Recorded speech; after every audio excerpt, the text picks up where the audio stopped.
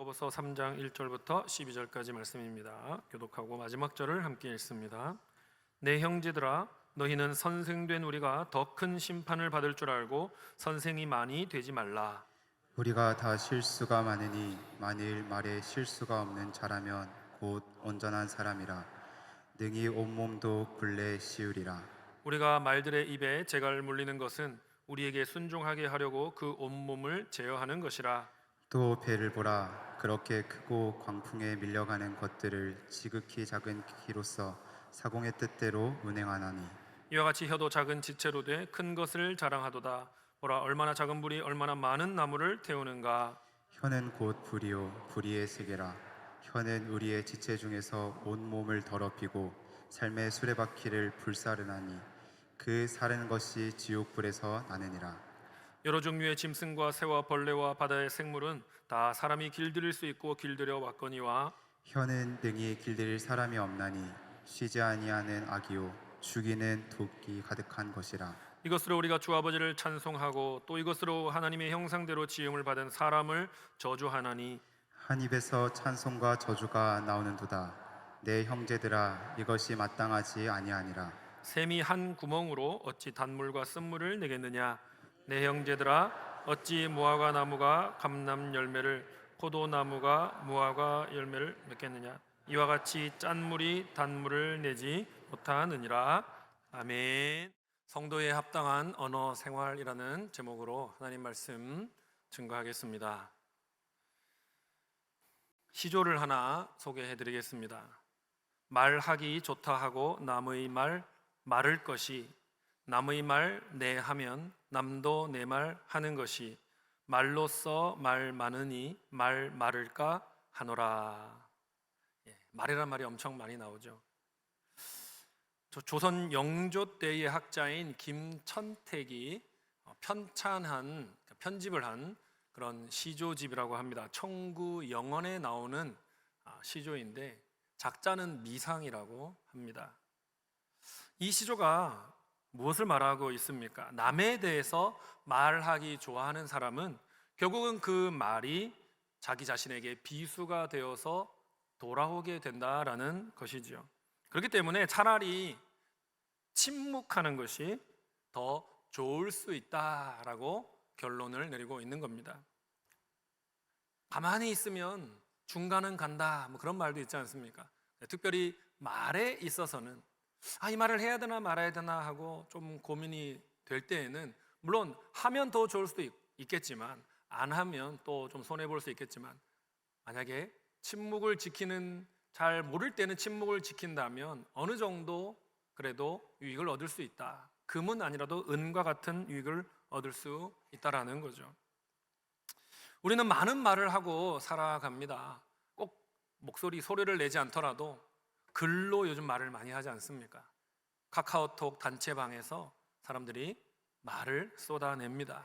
가정에서, 목장에서, 회사에서, 교회에서 우리는 삶의 많은 영역에서 말을 하며 살아갑니다. 그런데 그 말은요, 사람을 살릴 수도 있는 것이고요, 그 말은 사람을 죽일 수도 있는 말입니다. 우리가 서둘러 보낸 카톡이 누군가에게 상처를 줄 수가 있습니다. 회의를 하다가 무심코 농담을 던졌는데 그것이 어떤 사람에게는 크나큰 상처로 남을 수가 있습니다. 또 나에 대한 신뢰를 무너뜨릴 수 있습니다. 누군가를 위한다는 마음으로 아주 장문의 이메일을 썼습니다만 그것이 나의 편견이고 나의 교만에 의한 것이었다는 것을 나중에 또 깨닫게 되기도 합니다. 그래서 우리는요, 카톡을 보낼 때에, 이메일을 쓸 때에, 어떤 말을 조언을 할 때에 우리는 정말 신중해야 하는 것이죠. 한 번 더 생각해보고 한 번 더 기도해보고 해야 하는 것입니다. 왜 그렇습니까? 이 뱉은 말과 글조차도 다시 주워 담기가 거의 불가능하기 때문입니다. 요즘 메신저는 취소 기능도 있긴 합니다만 또 흔적이 남기도 합니다. 그리고 또 시간이 지나면 못 지우지 않습니까? 우리의 입술과 메신저와 우리가 모든 매체를 통해서 많은 말을 하는데 우리가 우리의 그 모든 언어들을 성령께서 다스려 주시기를, 또 그 모든 언어를 통해서 주님께 영광을 돌릴 수 있기를 우리는 간구하며 기도해야 하는 것이죠. 오늘 말씀을 통해서 저와 여러분의 그 언어가 하나님께 기쁨이 되고 하나님께 영광을 돌리는 그런 소중한 방편이 되는 그런 계기가 되기를 간절히 소망합니다. 첫째로, 선생은요, 말에 있어서 책임이 더 크다는 사실입니다. 받아봅시다. 선생은 말에 있어 책임이 더 큽니다. 1절을 같이 읽어봅시다.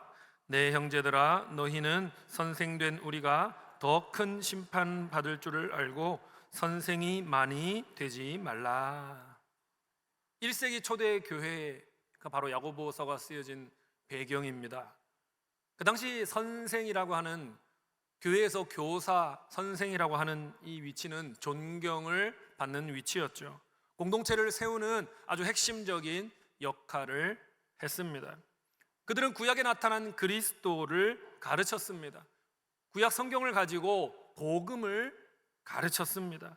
사도들이 전한 진리를 사수하고 전수하는 사명을 감당했습니다. 여러분, 당시에는요, 글을 읽지 못하는 사람이 훨씬 많았습니다. 문맹률이 훨씬 높았다는 거죠. 그렇기 때문에 책을 못 읽는 사람이 많았기 때문에 말이 더 중요했던 거죠. 말의 무게가 더 무거웠다는 겁니다. 그리고 혹시 잘못된 성경을 해석을 제공한다면 성도들을 잘못된 신앙의 길로 인도할 위험까지도 더 컸던 것입니다. 또 오늘날처럼 책이 많지 않았죠. 책이 엄청나게 비싼 시대였습니다. 성경 주석이나 어떤 신학서적이 쉽게 구할 수 있는 시대가 아니었죠. 그렇기 때문에 선생의 가르침은 더 권위가 있었던 겁니다. 그리고 교회의 형성에 더 큰 영향을 미쳤던 것이죠. 특별히 고대 그리스 로마 문화권에서는요, 소피스트라고 불렸던 철학자, 선생, 수사학자들이 활동하고 있었습니다. 그들의 영향력이 상당했습니다. 그런데요, 그들이 그 사람들을 가르치는 동기가 진리의 추구라고 말은 했지만 사실상 자기들의 과시, 자기들의 유익을 추구하는 경우가 너무나 많았다는 것입니다. 화려한 언변으로 청중의 마음을 사로잡았던 것이죠. 사람들 사이에 인기를 얻어서 부까지 얻으려고 하는 자들이 너무나 많았다는 것입니다. 그런 배경 속에서 야고보 사도는 너희가 선생이 많이 되려고 하지 마라 했던 것입니다. 선생이 혹시 되려고 하느냐? 다시 생각해 보아라. 야고보 사도는 선생이 많이 되지 말라고 한 후에 곧바로 말에 대해서 다루고 있습니다. 말이 얼마나 권세가 있는가를 다루고 있습니다. 2절 말씀 같이 읽습니다. 우리가 다 실수가 많으니 만일 말에 실수가 없는 자라면 곧 온전한 사람이라 능히 온몸도 굴레 씌우리라. 왜 선생에 대해 말하다가 말로 넘어갑니까? 선생이야말로 말과 관련되어서 실수하기 쉽고 범죄하기 쉬운 그런 취약하게 노출되어 있는 사람이라는 것이죠. 선생들이 말 때문에 무너지게 되면, 범죄하게 되면 공동체 전체가 큰 피해를 입게 되는 것입니다. 그래서 하나님은 선생의 잘못된 가르침에 대해서, 그들의 잘못된 말에 대해서는 선생이 아닌 사람들에 비해 더 엄중하게 심판하겠다라고 말씀을 하시는 거죠. 그러나 야고보는요, 경고의 범위를 선생에 그치지 않고 모든 성도로 확장하고 있습니다. 누구나 말에 실수하기 때문이죠. 혀의 훈련은 선생만 해야 되는 게 아니라 모든 그리스도인에게 필요한 훈련인 것입니다. 본문이 말하는 선생은 누구일까요? 사람들 앞에 교훈을 주고 지식과 진리를 가르치는 모든 사람을 사실 선생이라고 말할 수 있습니다. 목회자가 당연히 해당되겠지요. 우리 교회로 치면 목자, 목녀님이 해당되겠지요. 교육 목자, 학교 교사, 학원 강사, 그리고 자녀를 둔 부모가 다 선생이라 할 수 있겠습니다. 이런 선생의 자리에 있는 사람은요, 배우는 학생과 성도와 자녀들에게 큰 영향을 주지 않습니까? 그렇기 때문에 이 선생의 자리는 가르치는 그 내용에 대해서, 또 가르치는 태도에 대해서 책임을 져야 하는 자리인 겁니다. 의도하지 않더라도 실수할 수가 있지요. 잘못 가르칠 수가 있죠. 그렇기 때문에 올바른 가르침을 줄 수 있도록 더 신중해야 되고 더 주의해야 하는 것입니다. 최후 심판 때에 더 엄중한 심판이 있을 것이기 때문입니다. 두려워해야 되는 거죠. 떨림으로 가르쳐야 되는 거죠. 그런 마음으로 선생의 역할을 수행해야 하는 것입니다. 특별히 성경은요, 하나님의 말씀을 바르게 가르치는 것이 얼마나 중요한지를 말하고 있습니다. 예레미야 선지자는 하나님의 말씀을 거짓되게 잘못 가르치는 거짓 선지자를 경고했습니다. 그런 자가 나타날 거라고 경고했습니다. 예레미야 23장 16절 하반절입니다. 다 같이요, 시작. 그들은 너희에게 헛된 것을 가르치나니 그들이 말한 묵시는 자기 마음으로 말미암은 것이요 여호와의 입에서 나온 것이 아니니라. 가르치는 선생이 올바르게 여호와의 입에서 나오는 말씀, 하나님의 계시를 받아 이 성경의 맥락과 성경의 교리와 상통하는 말씀을 가르치려고 노력해야 되는 것이죠. 그리고 듣는 자들도 내가 듣고 있는 이 말씀이 여호와의 입에서 나온 말씀인가, 아니면 자기의 마음에서 나온 말씀인가, 거짓 선지자인지를 분별하는 능력이 필요하다는 것입니다. 베레아 성도들과 같이 그것이 정말 그러한가를 분별할 수 있는 영적인 판별력이 필요하다는 것이죠.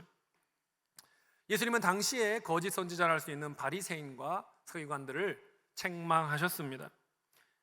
마태복음 23장 4절에 그들은 무거운 짐을 묶어서 사람들의 어깨에 지우되 자기는 이것을 한 손가락으로도 움직이려고 하지 않는 자들이다 라고 말씀하신 겁니다.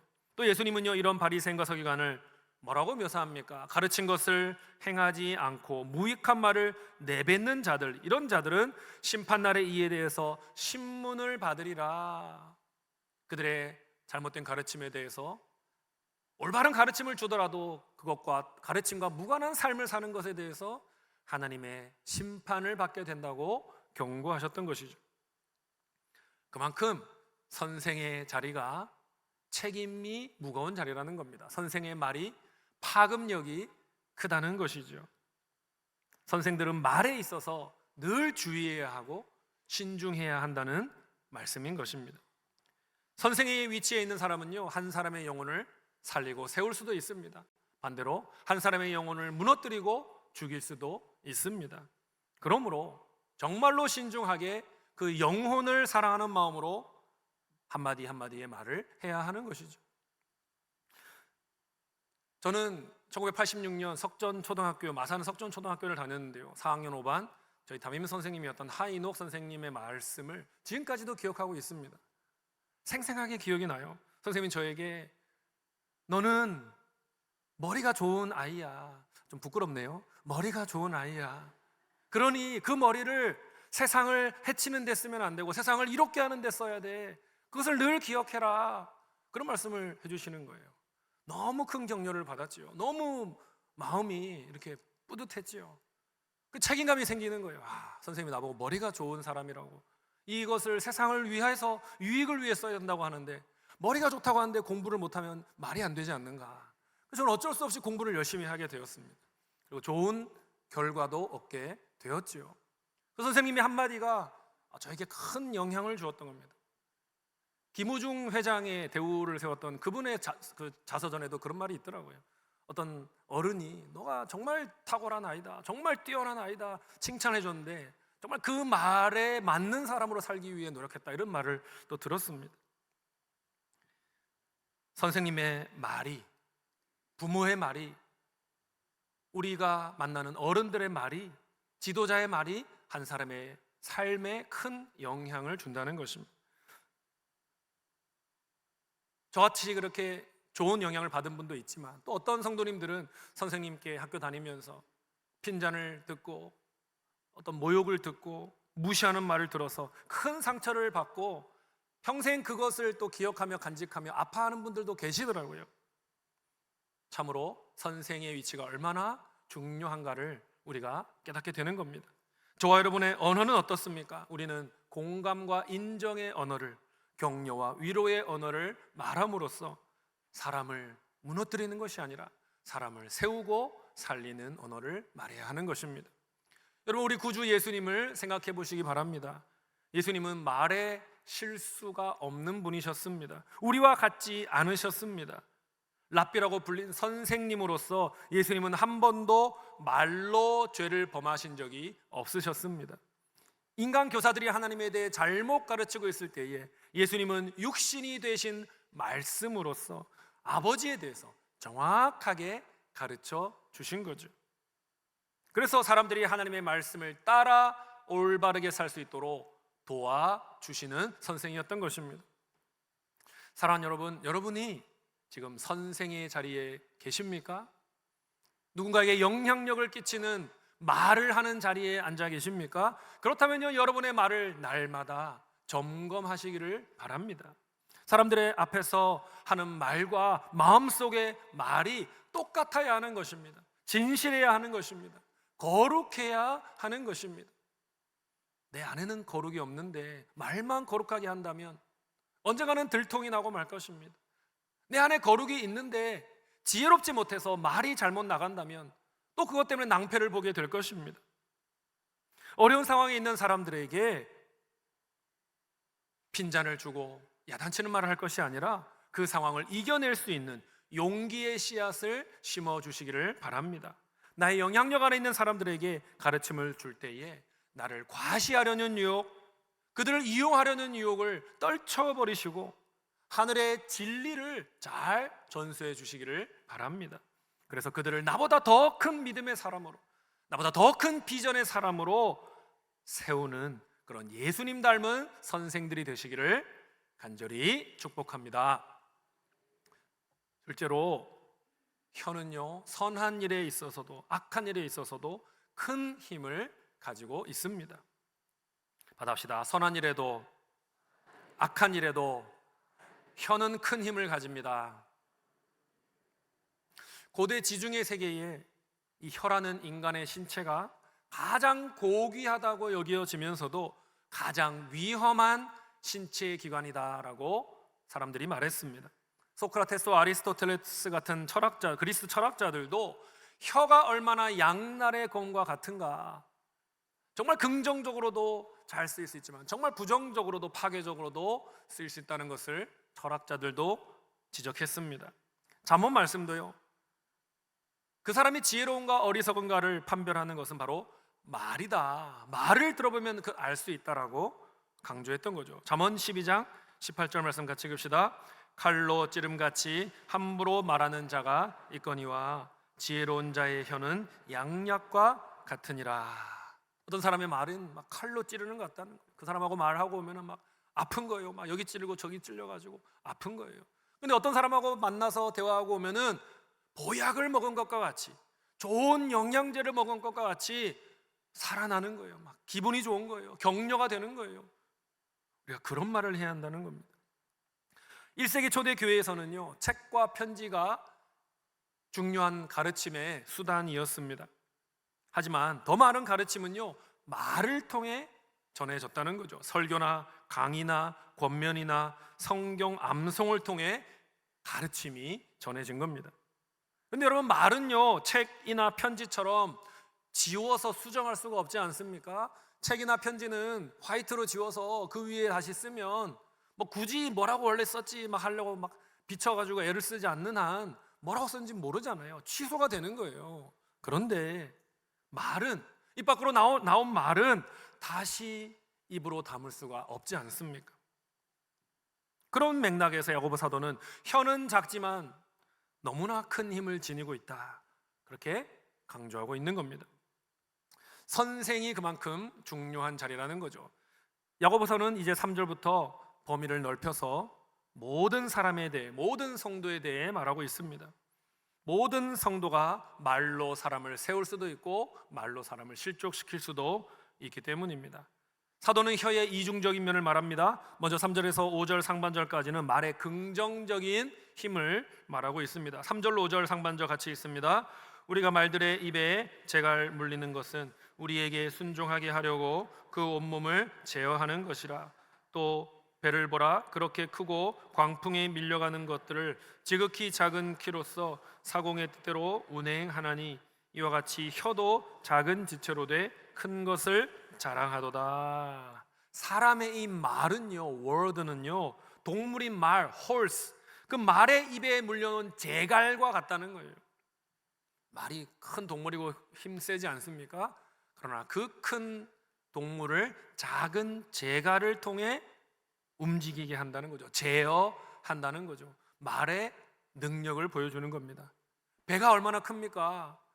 여기 현대 중공업이 얼마나 큰 배를 만듭니까? 근데 그 큰 배를 움직이는 이 조타수 키도 엄청 클까요? 큰 배는 뭐 이렇게 돌릴까요? 막 두 사람이 움직이게 됩니까? 그렇지 않다는 거죠. 키는 작은 거죠. 아무리 배가 커도 큰 바람이 불어야 움직일 동 말동하는 배라도 실제로 그것을 움직이게 만드는 것은 작은 키라는 것입니다. 혀로 상징되는 이 말이라는 것이 미약해 보이지만 거대한 힘을 가지고 있다. 긍정적인 면을 말씀하고 있는 거죠. 다음으로는 5절 하반절에서 8절까지 말의 부정적인 면을 설명하고 있습니다. 다 같이 읽어봅시다. 보라, 얼마나 작은 불이 얼마나 많은 나무를 태우는가. 혀는 곧 불이요 불의의 세계라. 혀는 우리 지체 중에서 온 몸을 더럽히고 삶의 수레바퀴를 불사르나니 그 사르는 것이 지옥불에서 나느니라. 여러 종류의 짐승과 새와 벌레와 바다의 생물은 다 사람이 길들일 수 있고 길들여 왔거니와 혀는 능히 길들일 사람이 없나니 쉬지 아니하는 악이요 죽이는 독이 가득한 것이라. 말은 불과 같다는 거예요. 여러분, 산불이 나기 위해서 뭐 엄청 큰 불이 필요합니까? 뭐 화염 방사기를 가져와야 산불을 낼 수 있습니까? 아니라는 거잖아요. 그냥 담배 하나를 누가 그냥 버렸는데 그 작은 불씨가 어마어마한 산을 태울 수도 있지 않습니까? 파괴력을 가지고 있다는 거죠. 또 길들일 수 없는 짐승과 같이 감당하고 통제 불능한 파괴력을 지니고 있는 게 말이라는 거예요. 한 명한테 얘기했는데 그 말이 뭐 삽시간에 그냥 퍼져나가서 걷잡을 수 없는 소문이 된다는 거예요. 혀에서 나오는 말은 작지만 또 한 사람의 그 몸을 더럽힐 수 있다는 거예요. 인생을 파괴할 수 있다는 거죠. 그래서 지옥불과 같은 가공할 능력을 가졌다라는 겁니다. 우리의 말을 더럽히려고 사탄이 계속 공작을 하고 있다는 거죠. 지옥의 세력이 계속해서 우리의 말을 타락시키려고 애쓰고 있다는 것입니다. 이렇게 말은요, 지혜롭게 사용되면 건설적인 결과를 가져옵니다. 반면에 통제불능의 상태가 되면 파괴적인 결과를 가져오는 거죠. 문제는 그 혀가 인간의 힘으로 길들여질 수가 없다라는 말입니다. 너무나 길들이기가 어렵다는 거예요. 그러면 어떻게 해야 됩니까? 하나님의 은혜가 우리의 혀를 제어하시도록 내어드려야 하는 겁니다. 성령께서 우리의 혀를 다스리시도록 내어드려야 하는 것입니다. 그럴 때에 비로소 정제된 말이 나오는 거죠. 건설적인 말이 나오게 되는 거죠. 지옥불과 같은 말로 사람을 해치지 않게 되는 것이죠. 성령의 불과 같은 말로 사람을 세우고 살리게 되는 것입니다. 하나님의 세상을 창조하실 때 말씀으로 창조하셨습니다. 말은 그분의 창조의 도구였던 것이죠. 그러면서 동시에 말은 하나님의 피조물입니다. 그런데 사탄이 거짓말을 했죠. 왜곡된 말로, 부패한 말로 아담과 하와를 유혹했습니다. 그리고 세상의 타락이 시작되었습니다. 그 이후로 말은 죄의 도구가 된 것이죠. 바벨탑 사건을 보십시오. 말로 인해 사람들이 분열되고 흩어진 대표적인 사건이지 않습니까? 하지만 때가 차서 하나님이 예수님을 보내신 거죠. 말씀이신 예수님을 보내신 거죠. 말의 주인이신 예수님을 보내신 거죠. 그분이 땅에 오셔서 생명을 말하시고 용서를 말하시고 평화를 말씀하신 겁니다. 말을 회복시키신 거죠. 말을 구속시키신 것이죠. 그리고 예수님은 성령을 보내주셔서 우리의 혀를 거룩하게 하신 겁니다. 복음을 우리의 혀로 선포하게 하신 것입니다. 여전히 혀는요, 위험성이 있습니다. 하지만 우리가 예수 그리스도 안에서 이 말을 잘 사용하면 축복의 도구가 되고 하나님 나라를 확장시키는 도구로 사용될 수가 있는 것입니다. 저와 여러분과 같은 그리스도인은 이제 말을 거룩하게 만들 의무가 있는 것이죠. 잠언 18장 21절 상반절에 보니까요, 죽고 사는 것이 혀의 힘에 달려있다라고 말씀했습니다. 우리가 말이 얼마나 파괴적인 능력을 가지고 있는가를 기억해야 하는 것입니다. 우리가 그리스도 안에서 구원받았는데 우리의 말도 구속될 수 있도록 해야 하는 것입니다. 하이델베르크 요리문답 112항을 보니까요, 이렇게 말합니다. 같이 읽을까요? 거짓과 속임을 마귀의 일로 여기고 사랑 안에서 진리를 말해야 한다. 여러분, 거짓과 속임을 마귀의 일로 여기셔야 합니다. 그리고 우리 그리스도인들은 오직 사랑 안에 진리를 말해야 하는 겁니다. 거짓으로 자기 주장을 펼치지 말아야 하는 거죠. 속임으로 자기 유익을 추구해서는 안 되는 것입니다. 그러한 세상의 흐름을 우리는 거부해야 하는 것입니다. 언제나 하나님과 이웃에 대한 사랑 안에서 하나님 나라와 복음의 진리를 말하는 저와 여러분이 되어야 하는 것입니다. 사랑하는 여러분, 혀는 작은 불씨와 같습니다. 그래서 주변을 태우고 파괴하는 힘을 가지고 있습니다. 하지만 모닥불과 같기도 하지요. 얼어붙은 몸을 따스하게 데워주는 역할을 할 수도 있습니다. 또 혀는 커다란 배를 움직이는 작은 키와 같아서 인생과 공동체의 방향을 결정하기도 합니다. 이렇게 혀는 큰 힘을 가지고 있는데 우리는 이 혀를 길들일 능력이 없다는 것이죠. 어떻게 해야겠습니까? 이 혀를 성령님께 온전히 내어드려야 하는 것입니다.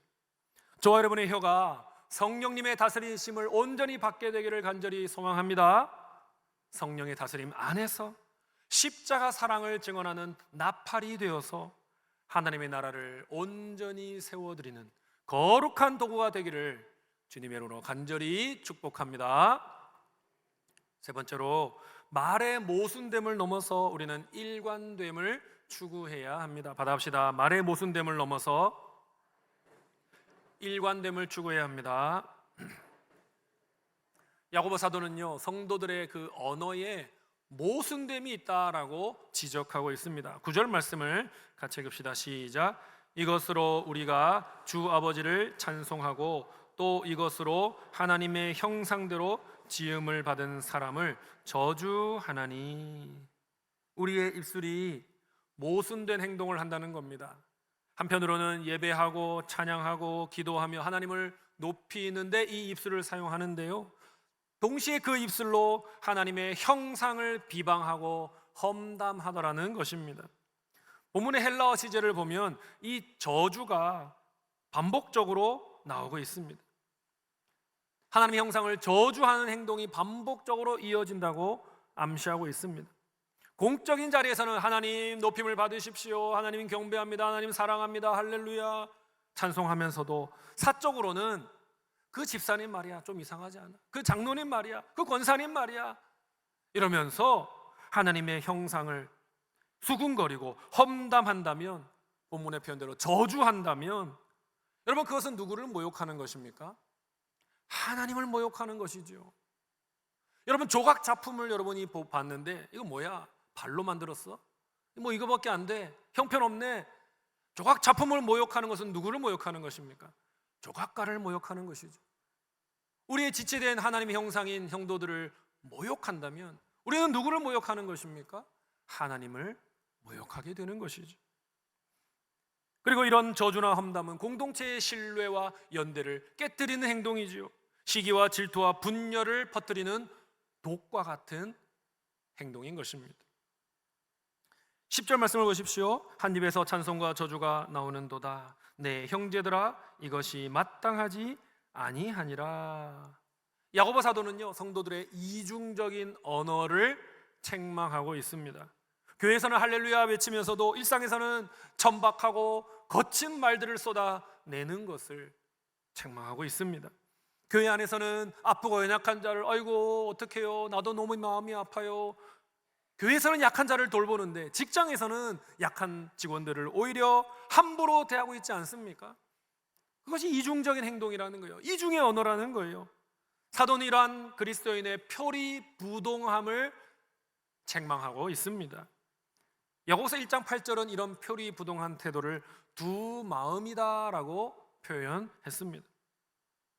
이런 두 마음을 가지는 것은 진정한 믿음을 가지고 있는가라는 퀘스천을 하게 만드는 모습이라는 거죠.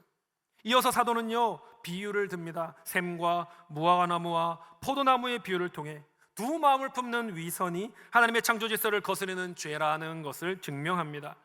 한 샘에서 단물과 쓴물이 동시에 날 수 없지 않습니까? 한 나무에서 다른 종류의 열매가 맺힐 수 없지 않습니까? 우리의 말도 마음을 드러내는 한 가지 열매를 맺어야 한다는 거죠. 정직한 마음을 가꾸어서 정직한 말을 하는 자가 되라는 것이죠.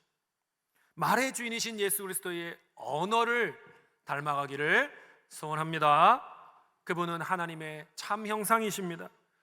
예수님은요, 사람들의 비방을 받으셨지만 하나님의 형상인 사람들을 비방하지 않으셨습니다. 저주하지 않으셨습니다. 십자가에서도 오히려 그 사람들을 옹호하셨죠. 아버지여, 저들을 사하여 주옵소서, 자기들이 하는 일을 알지 못함이니이다. 예수님은 완전한 정직을 가지고서 언제나 마음과 일치하는 말씀을 하셨습니다. 예수님은 마음 안에 믿음과 소망과 사랑을 잘 키우고 가꾸셔서 그것이 맺는 열매들만 꾸밈없이 언어로 나타내셨던 것이죠. 우리가 그런 언어 생활을 해야 되는 것입니다. 예수님의 마음과 예수님의 혀를 닮은 자로 살아가기를 소원하고 애써야 하는 것이죠. 사랑하는 여러분, 이중적인 말을 버리시기 바랍니다. 일관되게 하나님을 찬양하고 사람을 살리는 말을 하시기를 바랍니다. 그러기 위해서 우리 안에 먼저 기도를 통해 다져진 거룩한 마음이 있어야 됩니다. 그 거룩한 마음에서 거룩한 언어가 나오게 되는 거죠. 가정에서 의심과 무시가 아니라 격려와 신뢰의 말을 하시기를 바랍니다. 목장에서 뒷담화가 아니라 칭찬과 격려의 언어를 말하시기 바랍니다.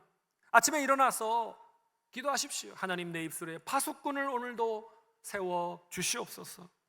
기도하시고 하루를 지내면서 듣기는 속히하되 말하기는 더디하시기를 바랍니다. 그리하여 우리의 매일의 언어 생활이 공동체를 세우고 사람을 세우는 그러한 아름다운 열매를 맺는 언어 생활 되기를 간절히 축복합니다. 말씀을 맺겠습니다. 이 말에 대한 예화들이 많이 있는데요, 너무나 잘 알려진 예화이긴 한데 여러분 다 들어보셨을 거예요. 그런데 이것만큼 좋은 예화가 없더라고요. 한 자매가 공동체 안에서 험담과 거짓 소문을 퍼뜨렸습니다. 근데 시간이 지나서 이 자매가 양심에 갇히게 되는 거예요. 그래서 목사님을 찾아갔습니다. 목사님, 제가 이렇게 거짓을 말했습니다. 잘못된 어떤 소문을 퍼뜨렸습니다. 어떻게 해야 되겠습니까? 수습을 하고 싶습니다. 목사님이 말했습니다. 자매님, 이 베개를 가지고 올라가서 산에 올라가서 이 깃털을 다 사방에 좀 뿌리고 오십시오. 자매가 시킨 대로 했어요. 산에 가서 그 베개에 있는 깃털을 다 뿌리고 왔습니다. 목사님이 시킨 대로 다 했습니다. 이제 어떻게 할까요? 자, 이제 가서 깃털을 다시 모아서 그 베개 안에 다 집어넣으십시오. 아니 목사님, 그거 어떻게 합니까? 아니 가능한 걸 시키셔야죠. 그건 불가능합니다. 그렇지요, 그건 불가능하죠. 근데 우리 말도 마찬가지입니다. 한 번 흩뿌려진 말은 다시 거둘 수가 없습니다. 그러므로 처음부터 성령님께 붙들린 입술이 되어야 하는 겁니다. 우리 모두가 깃털처럼 가벼운 말을 흩뿌린 적이 있지 않습니까? 우리도 누군가에게 날카로운 칼과 같은 말로 상처를 준 적이 있지 않습니까? 그렇기 때문에 우리는 카톡을 보내기 전에, 누군가에게 말을 하기 전에, 누군가에게 편지를 보내기 전에 우리가 점검해야 하는 거죠. 생각해야 되는 거죠. 무엇을 점검해야 될까요? 제가 3가지를 제안 드립니다. 첫 번째로, 받아합시다. 이 말은 진리인가? 여러분, 우리는 진리이신 예수님을 믿고 따른 자들이지 않습니까? 그런데 이게 진리인지 거짓인지도 분별도 안 하고 그렇다 카더라 하면 그냥 그런가 하고 막 퍼서 나르진 않습니까? 여러분, 이방 저방 카톡방에 나르고 그렇대 책임지지 못할 진리가 아닌 것을 전하지 마십시오. 두 번째로, 이 말은 받합시다. 이 말은 사랑에서 나왔는가? 여러분이 말하는 것이 미움이나 시기나 교만에서 나온 것이 아닙니까? 그렇다면 그것을 멈추십시오. 그 말은 그냥 담아두시고 사라지게 하십시오. 사랑에서 나오지 않은 말은 하지 않는 것이 좋습니다. 세 번째로 받아합시다. 이 말은 유익한가? 우리의 언어 생활은 항상 공동체를 염두에 두어야 한다는 거예요. 이 말을 내가 했을 때에 어떤 영향을 줄까? 이 사람에게, 우리 목장에, 우리 교육부서에, 우리 사역부서에, 지금 모여있는 이 사람들에게 내 말이 어떤 영향을 줄까? 이들에게 격려가 되고 위로가 될까? 아니면 이 사람들에게 풀이 죽게 만들고 괜히 마음이 힘들게 만드는 말이 되는 걸까? 공동체를 생각하라는 것입니다. 하나라도 아니요라는 답이 되는 것 같으면요, 그냥 침묵하시는 게 좋습니다. 침묵은 비겁함이 아니라 이때는 성령님께 길들여지는 훈련을 시작하는 것이죠. 우리가 목회자라면, 목자라면, 교사라면, 부모라면, 공동체의 리더라면 우리의 말은 더 큰 무게를 갖는다는 사실을 기억해야 하는 것입니다. 우리의 한마디가 누군가에게 힘이 될 수도 있고 짐이 될 수도 있습니다. 그러므로 만나는 사람마다 격려와 축복의 말을 해주시고 그 안에 복음을 담으시기를 바랍니다. 한 샘에서 단물과 쓴물이 동시에 나올 수 없듯이 주일날에는 할렐루야 찬양하면서 평일에는 남을 하나님의 형상을 저주하지 않도록 여러분의 혀를 그리스도께 굴복시키시기를 바랍니다. 사람을 살리는 동시에 하나님을 영화롭게 하는 거룩한 언어가 저 여러분의 입술로부터 세상으로 끝없이 흘러 넘치기를 주님의 이름으로 간절히 축원드립니다. 아멘. 찬양합시다. 나의 입술의 모든 말과 나의 마음의 묵상이 주님께 연락되기를 기쁘게 받아들여지기를 소원합니다 라는 찬양을 우리 다시 한번 고백하며 찬양하겠습니다.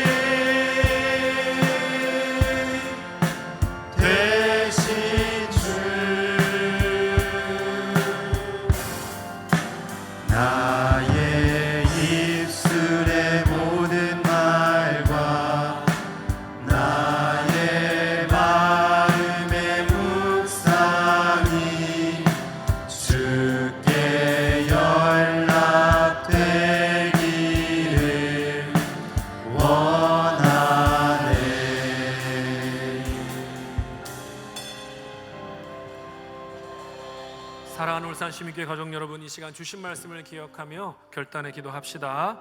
하나님, 나의 입술에 파수꾼을 세워 주시옵소서. 거짓과 험담과 불평을 버리게 하여 주옵소서. 듣기는 속회하되 말하기는 더디하게 하여 주옵소서.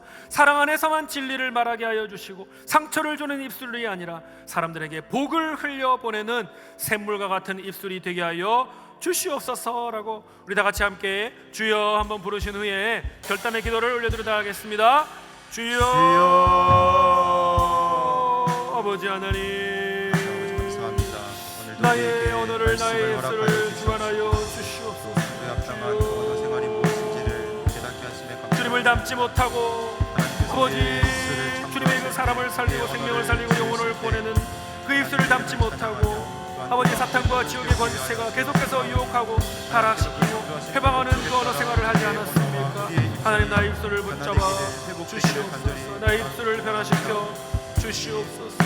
사람을 살려내고 공동체를 세우고 하나님께 영광을 돌리는 주님께 기쁨을 드리는 언어 생활을 할 수 있도록 도와주시옵소서. 가정에서, 나의 직장에서, 우리 공동체에서, 사역부서에서, 우리 목장에서 하나님 기뻐하시는 아름다운 언어 생활을 통하여 주님께 영광을 돌리고 아버지 심취된 영혼들을 살려내고 아버지 주님 앞에 많은 사람들을 이끌 수 있는 복된 이 언어 생활을 할 수 있도록 도와주옵소서. 주님께 아버지 기쁨을 드리고 사람들을 온전히 세워내는 귀한 언어 생활을 통하여 주님의 말씀을 이루어내고 하나님 앞에 합당한 주님 칭찬받기에 합당한 아름다운 언어 생활로 주님의 나라에 세워가고 주님의 교회를 든든히 세우는 주의 종이 되게 하여 주시옵소서. 성령님께 우리의 표를 드릴 때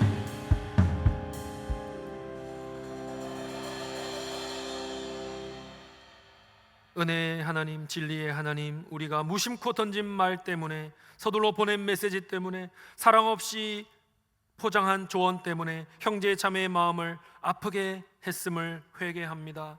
흩날리는 깃털과 같은 우리의 말을 다시 거두어 드릴 수가 없는데 주님, 이제부터라도 십자가의 피로 우리의 입술을 씻어주시고 성령의 불로 우리의 혀를 정결케 하여 주시옵소서. 우리 입술에 파수꾼을 세워주시고 듣기는 속히하되 말하기는 더디하게 하여 주시고 더러운 말은 입 밖에도 내지 않도록 하여 주시옵소서. 카톡을 하고 문자를 하고 이메일을 하고 회의를 할 때에, 가정과 목장과 직장과 교회에서 대화할 때에 이 말이 진리인지, 이 말이 사랑에서 나왔는지, 이 말이 공동체에 유익한지 질문할 수 있도록 도와주시옵소서. 아니오라면 침묵의 지혜를 가지고 순종할 수 있도록 도와주시옵소서. 주님의 마음을, 주님의 입술을 우리의 마음 가운데, 우리의 입술 가운데 부어주셔서 정죄하지 않고 중보하는 자가 되게 하시며 험담하지 않고 격려하는 자가 되게 하시고 불평 대신에 감사와 찬미를 말하는 우리의 입술이 되게 하여 주시옵소서. 오늘 결단한 대로 나의 혀를 우리 주님께 굴복시킵니다. 성령님, 우리의 마음과 혀를 다스려 주셔서 우리의 언어가 절망하고 죽어가는 사람을 살리게 하여 주시고 우리 공동체를 더 든든히 세우게 하여 주시고 우리 하나님께 기쁨과 영광을 돌리는 거룩한 우리의 혀가 되게 하여 주시옵소서. 감사드리며 말씀이 육신이 되신 우리 주 예수님의 이름으로 기도드리옵나이다. 아멘.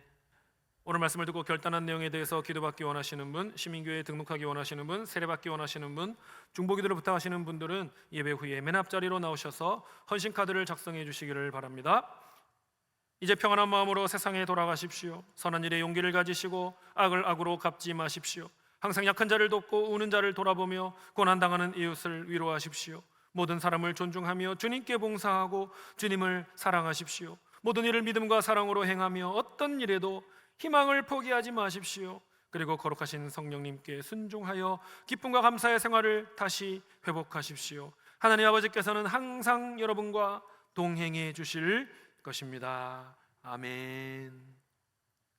주 예수 그리스도의 은혜와 하나님 우리 아버지의 크신 사랑과 성령님의 감화 감동 충만케 하심이 우리의 입술과 혀를 주님께 굴복시키며 모든 영역에서 성령의 인도를 따라 사람을 살리고 공동체를 세우고 하나님께 영광 돌리는 언어 생활하기를 간절히 소원하고 결단하는 주님의 백성들 위에, 이들의 가정과 일터와 목장 위에 지금부터 영원토록 함께 있을지어다.